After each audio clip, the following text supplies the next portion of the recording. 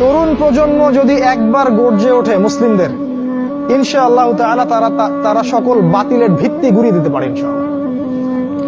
তরুণ প্রজন্মের মধ্যেই ছিল খালিদ বিন ওয়ালিদ, তারেক বিন জিয়াদ, এই মানুষগুলা, ওমর ইবনুল খাত্তাব, আলী ইবনে আবি তালেব, যায়েদ ইবনে হারেসা, আসাদুল্লাহ, সাদ ইবনে আবি ওয়াক্কাস। এই যে সাহাবায়ে কেরামদের নাম আপনারা জানেন, তরুণ সাহাবী ছিলেন যখন তার ইসলামের পক্ষে দাঁড়িয়েছিলেন।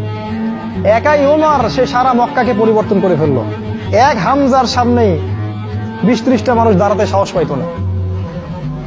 একজন তারেক বিন জিয়াদ, তিনি স্পেন জয় করে ফেললেন মাত্র অল্প কিছু সৈন্য নিয়ে।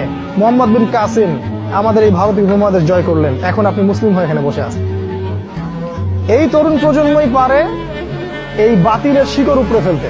এই জন্য মাসিহুদ দাজ্জাল এবং তার অনুসারীরা খুব ভালো করেই জানে যে মুসলিম তরুণ প্রজন্মকে যদি আমরা আটকাতে না পারি, তাহলে আমাদের ভবিষ্যৎ খারাপ আছে।